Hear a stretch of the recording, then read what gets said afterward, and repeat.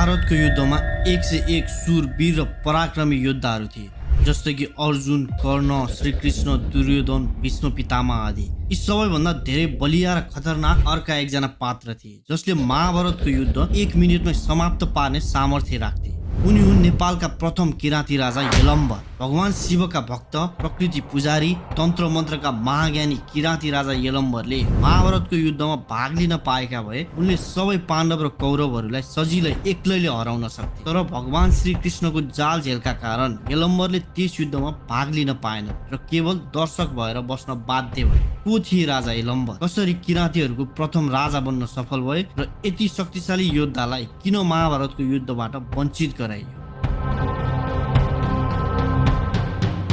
नेपालमा पाइने थुप्रै आदिवासी जनजाति मध्ये सबैभन्दा पुरानो मानिने जनजाति हुन् किराँती। अझ सनातन धर्म मान्नेमै सबैभन्दा पुराना हुन् भन्ने विश्वास गरिन्छ। किराँतीहरूको उत्पत्ति भगवान श्री महादेव बस्ने कैलाश पर्वतबाट भएको विश्वास गरिन्छ। किराँतीहरू आफूलाई किराँतेश्वर महादेवको सन्तति भएको विश्वास गर्छन्। किराँतको अर्थ प्रकृतिमा रमाई हिमाल पहाडमा बस्ने भन्ने बुझिन्छ। यलम्बरलाई महाभारतमा 1000 हात्ती बराबरका शक्ति भएका भीमका नाति हुन् भन्ने गरिन्छ। यलम्बरलाई महाभारतमा दक्षिणबाट आएका योद्धा भनेर पनि चिनिन्छ। उनी एकदम शक्तिशाली थिए। किराँतेश्वर महादेवको विशेष तपस्याबाट खुसी भई स्वयं भगवान श्री महादेवले यलम्बरलाई 3वटा बाण दिएका थिए। ती 3 बाणहरू यति शक्तिशाली थिए कि पुरै विश्वलाई 1 मिनेटमा ध्वस्त बनाउन सक्थे। यति शक्तिशाली यलम्बरले गोपाल वंश र महिषपाल वंशलाई हराएर काठमाडौँमा राज्य बनाएका थिए। राजा यलम्बरले आफ्नो राज्य सञ्चालन गरिरहेकै बेला कुरुक्षेत्रमा त्यस युगकै सबैभन्दा ठुलो युद्ध महाभारत हुन लागेको कुरा सुने। यस संसारमा यलम्बरलाई युद्धमा हराउन सक्ने कोही पनि थिएनन्। राजा यलम्बर महाभारतको युद्धमा सामेल हुनको लागि आफ्नो राज्य छाडी एक्लै कुरुक्षेत्र गए। महाभारतको युद्ध सुरु हुनुभन्दा 1 दिन अघि भगवान श्रीकृष्णले सबै योद्धाहरू बोलाइ पाण्डव र कौरव मध्ये एक रोज्न आग्रह गरे। सबैजना आफ्नो आफ्नो पक्षमा उभिए, तर यलम्बर भने कुनै पनि पक्षमा उभिएनन्। श्रीकृष्णले अचम्ममा परि यलम्बरलाई प्रश्न गरे, तिमी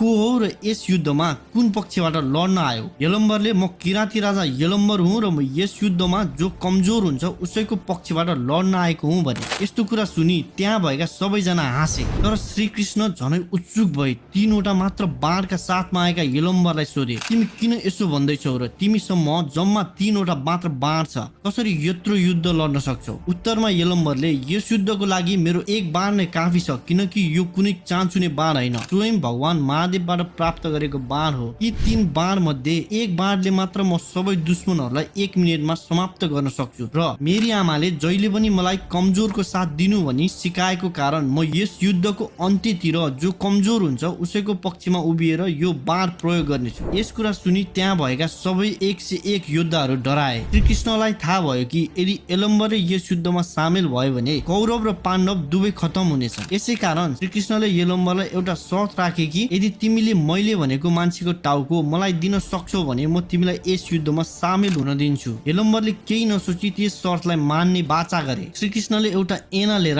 यलम्बरको अनुहार अघि राखी मलाई यसको टाउको देऊ भने यलम्बरले त्यो शर्त मान्ने तर आफूलाई महाभारतको युद्ध हेर्न एकदम इच्छुक भएको कुरा सुनाए। यसरी यलम्बरले आफ्नो टाउको आफै काटी श्रीकृष्णलाई दिए र श्रीकृष्णले त्यस टाउकोलाई कुरुक्षेत्रको सबैभन्दा अग्लो ठाउँमा लगेर राखे। यलम्बरले आफ्नो टाउको श्रीकृष्णलाई चढाएका कारण आज पनि इन्डियाको राजस्थानमा उनलाई खाटु श्याम र गुजरातमा बलि यादवको नामले पूजा गरिन्छ। यलम्बर विभिन्न ठाउँमा विभिन्न नामबाट चिनिन्छन्। यसबाट के थाहा हुन्छ भने किराँत सभ्यता प्राचीन सभ्यता हो। किराँती सभ्यतालाई रामायणमा पनि उल्लेख भएको पाइन्छ। श्रीराम वनवास गएको समयमा जंगलहरूमा किराँतीहरूले जनावरको लागि जाल राखेका भन्ने कुरा उल्लेख भएको छ।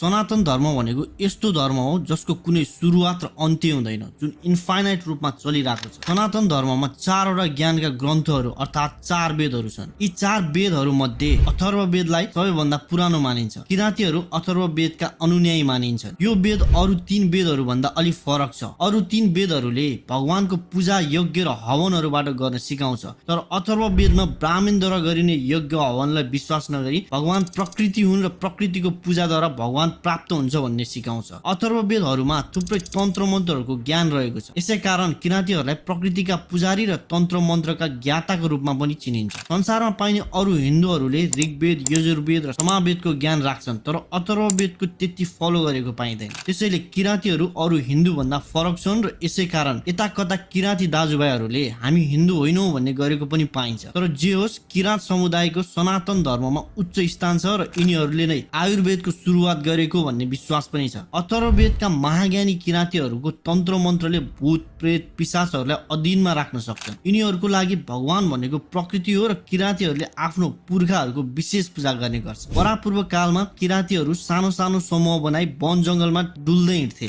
सबै किराँतीहरूलाई एकजुट गराई नेपालमा ठुलो राज्य बनाउने काम गरेका थिए किराँती प्रथम राजा यलम्बर। मन्त्य जीवन बिताउने किराँतीहरूले बेला बेलामा गोपाल वंशीहरूलाई आक्रमण गरी उनीहरूले पालेका पशुहरू लिएर जान्थे। भगवान श्री कृष्णको कथामा श्री कृष्णले गोपाल वंशका मानिसहरूलाई दुःख दिनेलाई भगाएका भनी सुनिने अरू कोही नभए किराँतीहरू थिए भन्ने गरिन्छ। तर पछि यलम्बरको शक्तिको अगाडि गोपाल र महिषपालहरूको केही लागेन र उनीहरूले किराँती राजा यलम्बरको अगाडि घुँडा टेक्न बाध्य भए। यसरी यलम्बरको शक्तिले किराँतीहरूले नेपालमा राज्य बनाई सबैभन्दा लामो समयसम्म राज्य चलाउने शक्तिशाली जातको रूपमा चिनिन्छ।